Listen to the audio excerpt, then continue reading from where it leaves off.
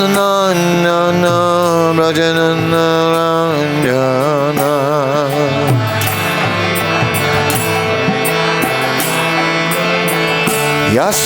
Yasodhanana Brajanana Ranjana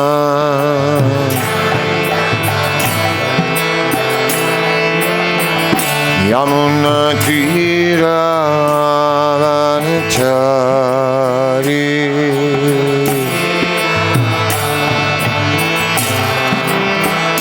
Yamuna Tira Vanachari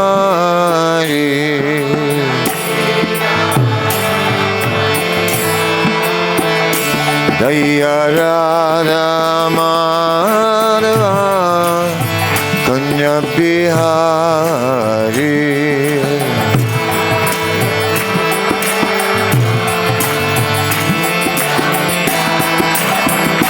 Jaya Sri Krishna Chaitanya Prabhu Nityananda Shri Advaita Gadadhara Srivasadi Gaura Bhakta-vrinda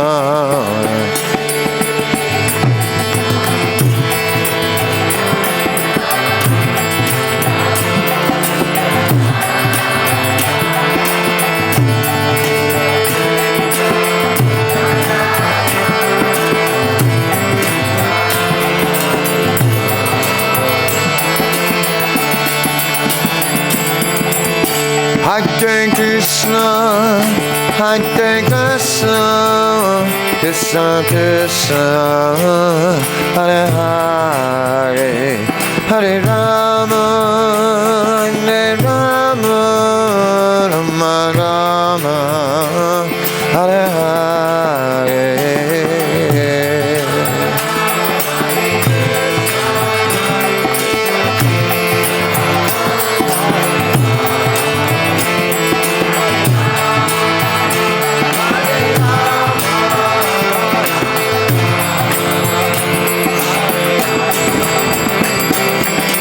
Hare Krishna, Krishna Krishna, Hare Hare, Hare Rama, Hare Rama, Rama Rama, Hare Hare.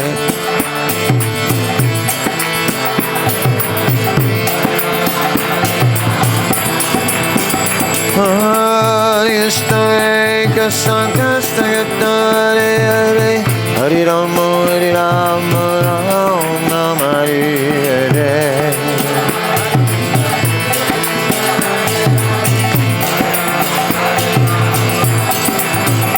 Jaya Prabhupada, Prabhupada, Prabhupada, Prabhupada.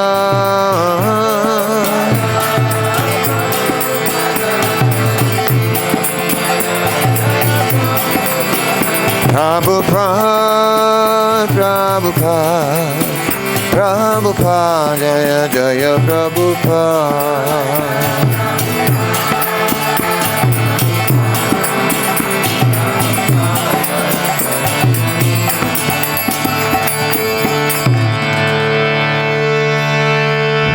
Shri Prabhupada ki jai, Giriraj Govardhan ki jai, Gomata ki jai. So, today, on this day of Govardhan Puja, before worshipping Govardhan, we have already begun the worship of the cows. We have offered arati to the cows. We have offered some ladus as well, and there may be more to come. And I've been asked to speak a few words in glorification of the cows. So, Namo Brahmanya Devaya, Namo Brahmanya Devaya,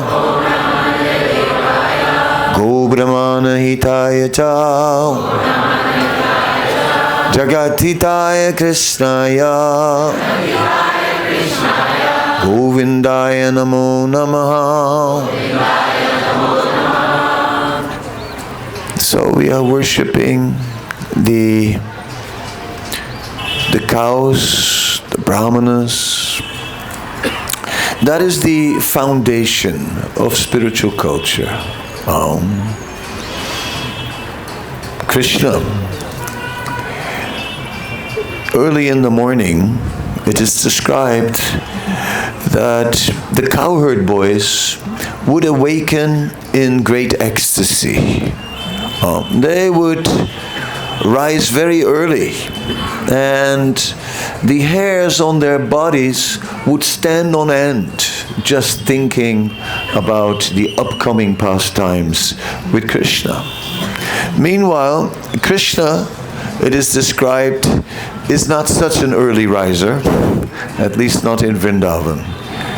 And he would sleep a little longer, and everyone was eagerly waiting, and Krishna still not getting up.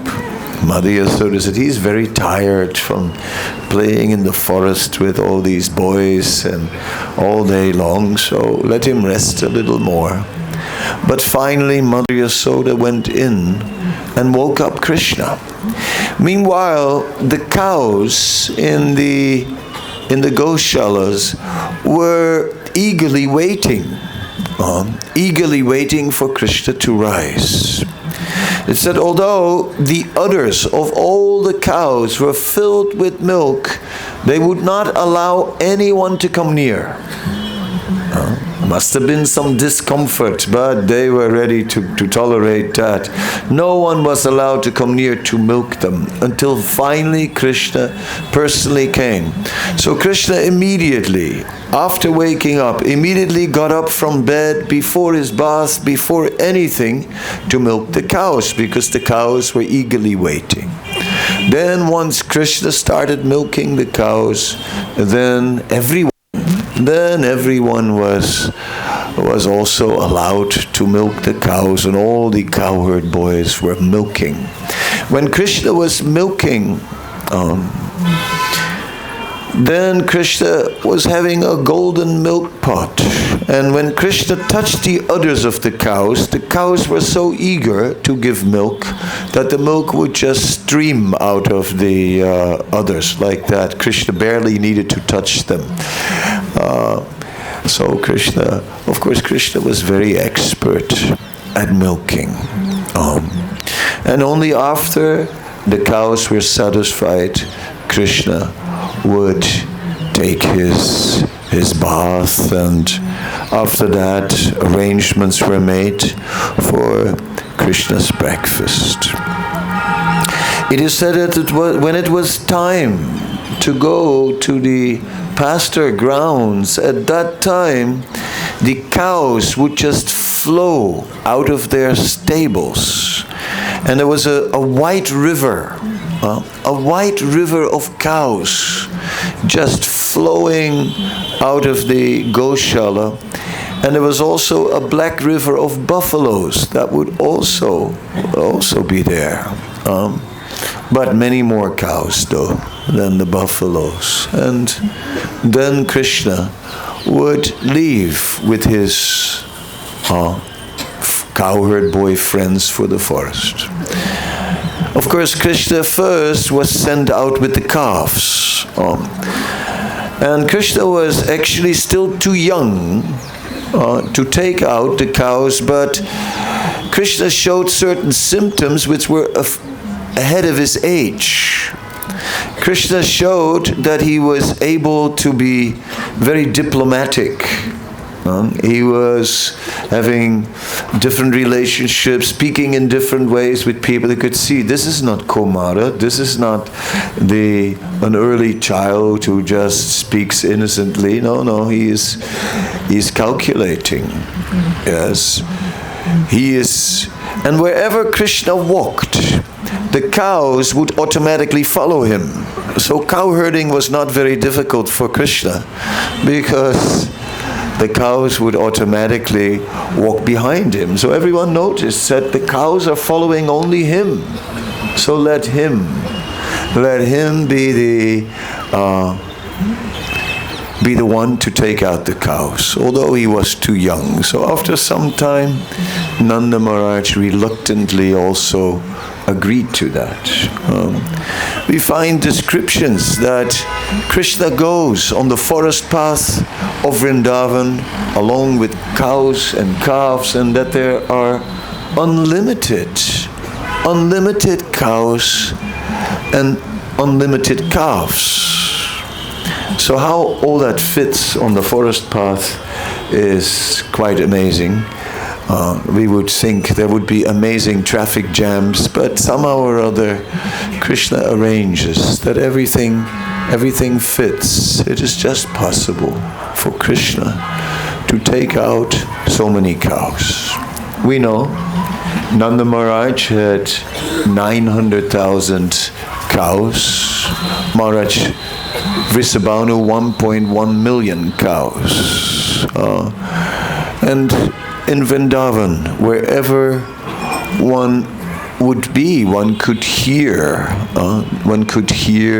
the mowing of cows.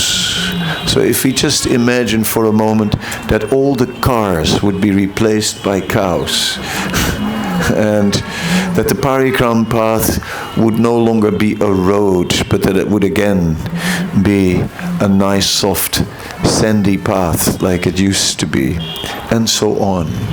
A Vrindavan filled with cows, bullock carts being the natural means of transport. So, in this way, a whole society centered around the cows. Not only the Vaishya community, but obviously all the various ashrams were depending on the cows. Without ghee, no sacrifice. No sacrifice, no grains, and so on. So in this way, there was an intimate relationship with the cows. And it said one should always protect the cows, even if cows are not giving any milk, then still the stool and urine will be beneficial. So those cows will be beneficial. It said that when Krishna was herding the cows and bulls, it said he was not using any stick. Rather, the cowherd boys would control the animals by making various sounds. And it said Krishna was separating all the bulls according to age and size. There were the younger ones, then there were ones that were ready to be oxen, then there were bulls with humps, there were big bulls with big humps, there were old bulls, and Krishna very expertly separated all the bulls in different categories, and there were big bulls with rings in their noses which would be tied to a pole, right? And of course we see Krishna and Balaram always carried a silken rope across their shoulders and would, at the time of milking, tie the hind legs, because sometimes cows they kick, but not. Anyway, that is the practice. Whether they always did so, I can't say. Anyhow, the protection of the cows, the Krisi Goraksham Vanija, that is Vaishya Karma Swabhavajam, that is the business of the Vaishyas. And that is the foundation of a proper society. So sooner or later, we also, instead of sitting behind computers, will have to go back towards dealing with cows. And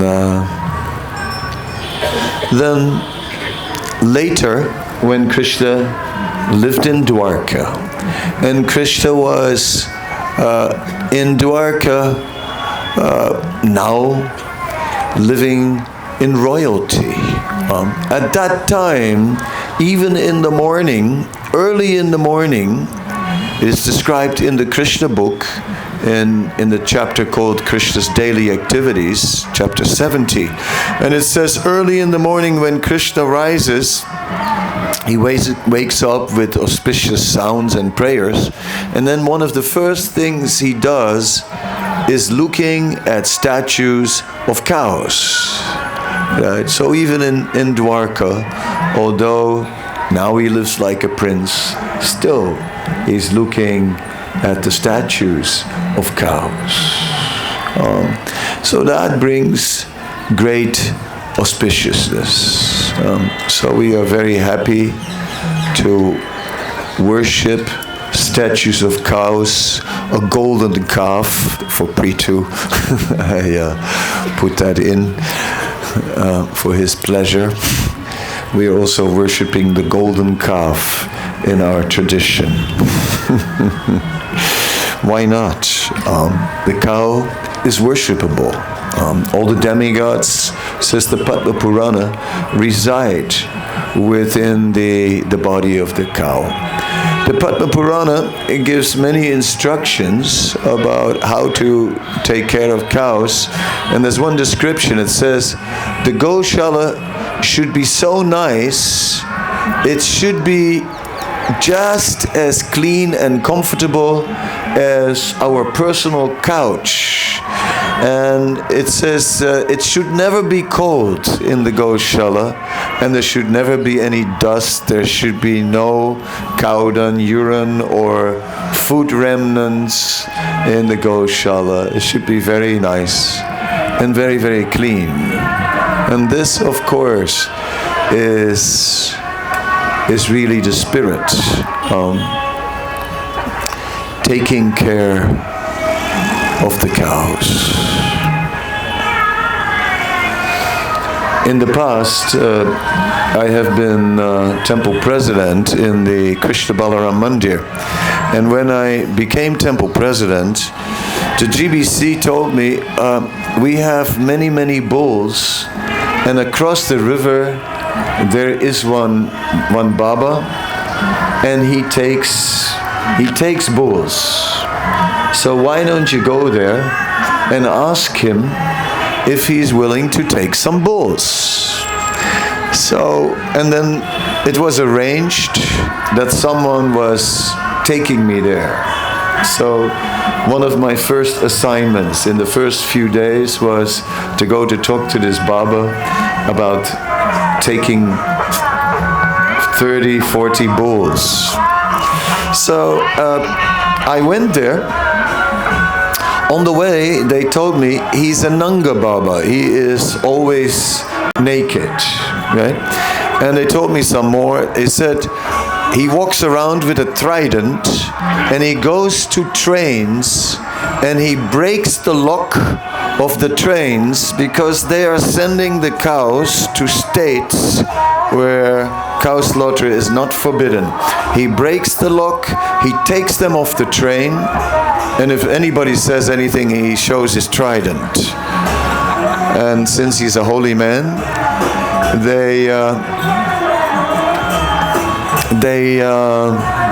nobody stops him. So they said he has 475 cows, so a huge number. At that time then, when we arrived, the Baba was seated under it was winter, and the Baba was seated under some tarpaulin with a fire, and it was we also sat next to him, and the devotee who was with me started coughing, and the Baba said, "A bit smoky, isn't it?" A tough dude, that was for sure. So then he said how he maintained the cows and why. He said once he had been in some ashram, he stayed there, and they said after the night, how will you pay for your stay? He said, pay? I have no pockets. All I have is a trident. Is that what you want? He said, no, it says in the Vedas, if you take someone's salt, then you owe a debt. He says, if it says in the Vedas, then I owe a debt. What do you want? They said, we want that you go to Vrindavan and protect the cows. From that day on, he did it. And he was here in Vrindavan, single-handedly protecting cows. He used to stand on the road with his trident, and if villagers would come by with some tractor with busa, cow feed, he would say, this goes to my cows. He said the villagers used to drive around to avoid him. And somehow or other, single-handedly, he maintained 475 cows in this way. He said, sometimes my cow don't eat, then the village also doesn't eat. He said, if that doesn't help, then I beat somebody up, and then usually my cows eat. So he was really taking care of them very nicely. And then we spoke about our bulls. And he said, let me show you our Goshala. And he showed the Goshala. And then he said, and here in this place we're going to build a beautiful place for the Goshalas. He said it's going to be like a very nice building with very, very nice, decorations and so on. Very good facility. And that is where you will put your 30 bulls. So he was a good businessman also. Anyway, such dedication. I remember that when Kurma Rupa left his body, who did care for cows, that this Baba also came to offer his respects. Protecting the cows is the most glorious service. In the Chaitanya Charitamrita, there's a description how Chaitanya Mahaprabhu met an astrologer. And this astrologer, Chaitanya Mahaprabhu asked, can you tell me who I was in my last life? The astrologer did a calculation. The astrologer did a meditation, and he was astonished. He couldn't speak. Then Chaitanya Mahaprabhu said, so, what did you find? He said, I don't know, but what I'm finding is that you are the Supreme Personality of Godhead. Chaitanya Mahaprabhu said, it's all wrong, it's all wrong. I know that in my last life, I was a cowherd boy. And as a result of this pious activity, in this life, I became a Brahmana. So, we can see how Chaitanya Mahaprabhu points out that the service to the cows is most elevating. So somehow or other, we never sent our bulls to that Baba, because I felt ashamed. I felt if one man takes care of 475 cows, how can a whole society How can a whole society, the International Society for Krishna Consciousness, not take care of its own bulls, right? We should be taking care of many more cows. Yes, that is our service. So, this Goshala was started at the time of Srila Prabhupada. Initially, there was, Srila Prabhupada mentioned that one Kaviraj had said milk from a black cow would be very helpful for his health. So Gunarnava Prabhu arranged for a cow, and on the construction site of the temple there was a black cow, and Gunarnava would bring a pot of milk every day to Srila Prabhupada from that black cow. So that was the beginning of the Goshala. Then later, together with Bhagaji, who was Prabhupada's friend, one can say, and knew a lot about cows, together with Gunarnava, they started the Goshala in these buildings. Taparia House, it was called. Sravananda, he arranged for a large donation, and the stables were built, and so the Goshala started. The land where we are now, this land was purchased later. That wasn't there initially. But gradually the Goshala has grown, and now this land is there. These days, that is not all there is. There's also a farm, actually. The Gurukul has built a new school. We bought 100 acres of land, and 60 acres of that land is for the school, and 40 acres is for the farm. And eventually that farm is now developing, and gradually more and more cows will go on the land, because here it is too tight. Cows need land, need to move. Of course, at the time of Krishna, they would walk with the cows, and the cows would just graze in the forest. But these days it gets more difficult. For many, many years, like late 70s, early 80s, every day the cows were taken from the Goshala to the Yamuna. And they would take the whole herd to the Yamuna, and they would graze on the way, because in those days this was only a sand path. There was no traffic at all. There were no cars. So the cows would walk towards the Yamuna, and then there was grass on the way. They would graze and come back. But now all that is becoming more and more difficult. So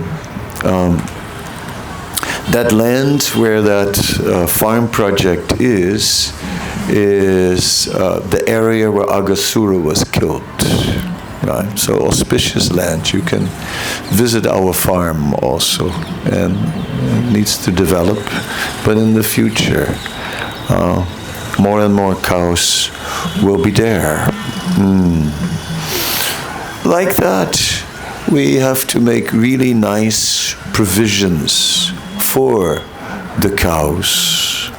And on this day of Go Puja, we are very fortunate that we are able to care for the cows. The Goshala is here for protecting the cows for a lifetime. No cows can be given away. No bullocks can be given away. We accept them for life, always, under our protection. So it's a great responsibility.